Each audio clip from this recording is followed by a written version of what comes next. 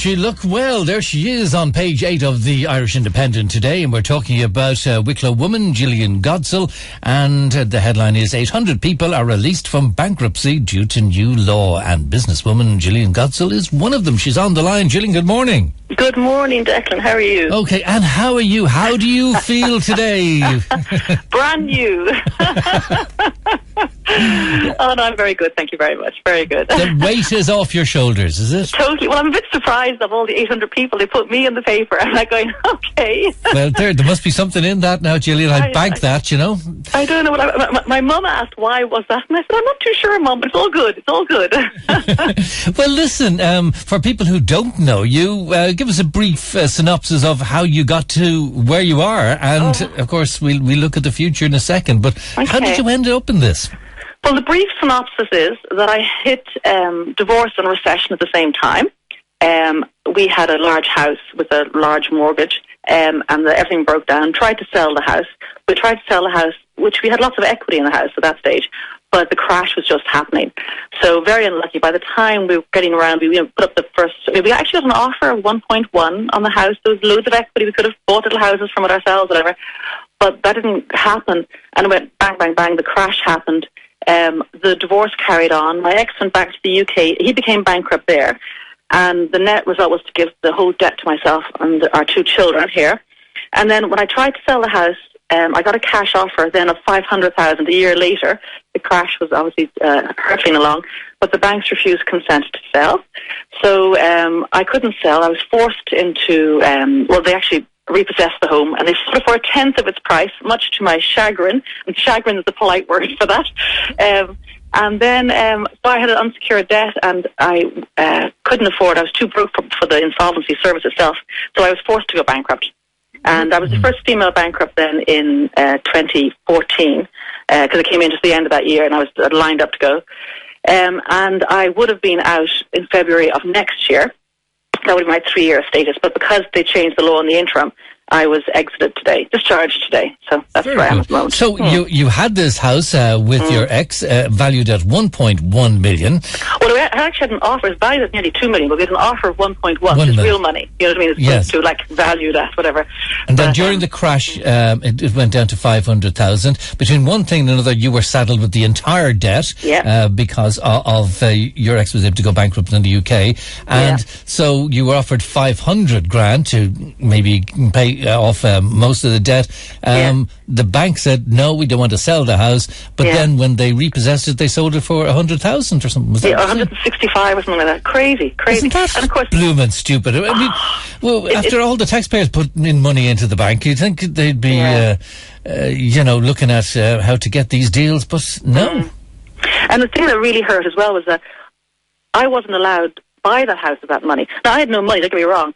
But I'm sure if I had known my old house, because I know my old house was going at 165, I'm sure I could have gathered, 10 people together, because it's worth a lot more than that. I mean, if you sold it now today, I'm sure it's like up to 300 or whatever. It's a beautiful house. But that's the other frustrating thing, was that apart from the stupidity on their side to waste that offer, and then also the other knock-on effect too as well was that because I was so busy being traumatized is probably a good word, fighting the banks, trying to do a David and Goliath, but not being a David, shall we say, not Winnie. Everything went belly up. My business went belly up. I had bailiffs call around to my office. I lost everything, because when you're so hard, you're trying to fight stuff. My business totally suffered. I had clients of mine saying, Jill, are you there? Are you there? Knock, knock. I'm going, I am, I think someplace. I'm fighting this, So it had the whole thing had a spiraling, downward spiraling effect, which was rendered me, bankrupt and broken. So what does it actually mean now? Well, not a huge amount, I have to say. It's like, yesterday and today, what's the difference? Not a huge... Someone said, can you get money now? And I said, yes, if someone gives it to me, It doesn't make a huge... Right now, and I will in the future, of course, and it means that if I am successful going forward, there's no claims on any successes that I have, which would have been, if I was in bankruptcy, any successes I had would have been taken from me. So there is. I mean, that's a nice thing. But between yesterday and today, there's no difference. There's a future, but in the present, there's no difference. It was a nightmare, though, wasn't it? Horrendous, and it is. it does eat up into your mind space, the whole time. And I'd make a joke of it, I'm going just to be bankrupt, and blah, blah, blah, and you'd kind of like talk about it a lot. And I also had a lot of people coming to me, and still do, asking about the process and should they do it and whatever, and it's not that I can give advice. I can only empathize and tell them my story and things that I have learned, which may or may not be pertinent to their particular story. But it does eat up into a lot of your time. I'm kind of looking forward to being in the paper for things other than being bankrupt. Yes. Some success down the way, whatever, it'd be nice. Yeah, so do you miss the house in Shalala and all that?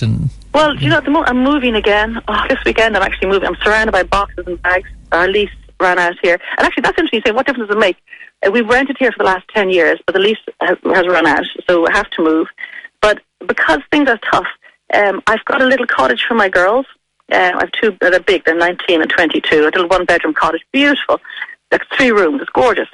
And because there's nothing else to rent, because I don't have much money at all, I'm going to be couch surfing for the next 2 months. My life is very glamorous, Declan. Yeah, well, during it all, you were always, when we talk, even though you had this big weight and burden and all the things going on in your head, you always had a sort of a side sense of humour, which was always there, Well, yeah, I think you have to. I mean, I am very lucky. I was saying to a friend of mine recently, I have, and it's not this is not a claim, a boastful claim or anything like that. I have what my family call the happiness gene. I don't know, I have it. So it just means that wherever I am, wherever I'm at, even when things are really, really dark, I can normally see something good or happy or find something, which means that the quality of my life over it's not just the last 3 years, the last 10 years has been quite tough, has been actually very good. So yes. It's not like, oh my God, this happened. Well, I mean, those things all happened, but I've had lots of joy in between, and I sing, and I have good friends, and I have my kids, and I've had lots of laughter and joy in the last while. So I think about those. I have a goldfish memory maybe for the bad things. I remember the nice things instead. And what about dark times? I mean, what was the darkest one? It was the 6 months in 2013, the 6 months before, leading up to the bankruptcy, because they hadn't changed the laws. I had no idea what the new laws were. My business had collapsed. I'd actually come home to try and work. I closed the doors. And I called myself like a death zombie for that period. And it was incredibly painful.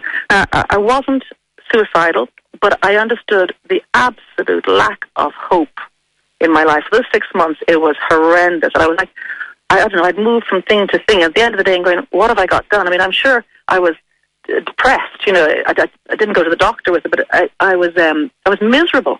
And I couldn't see anything. There was this fog that kind of descended on me, and I was like swimming in porridge, all these analogies. I just couldn't seem to get anything done. Nothing would go right.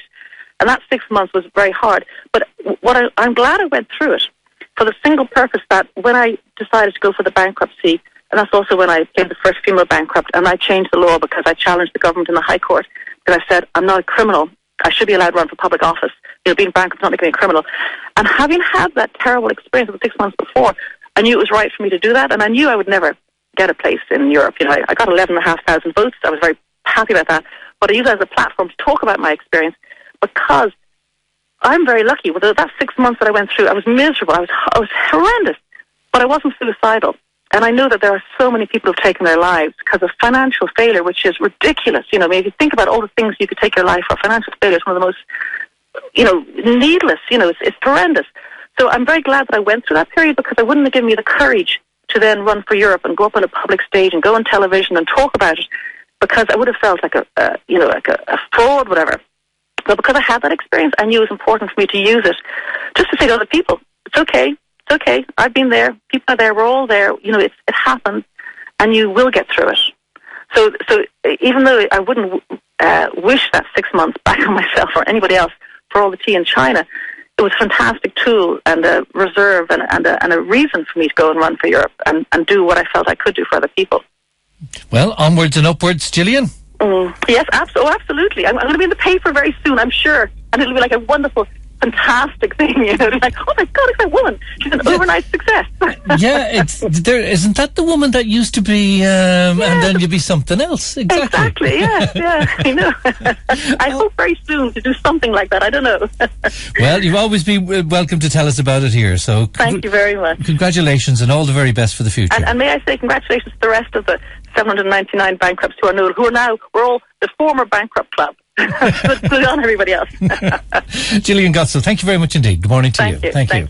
Okay, so that's just one of those stories of the 800 who've been released from bankruptcy. Jillian Godsil from South Wicklow. Oh, it's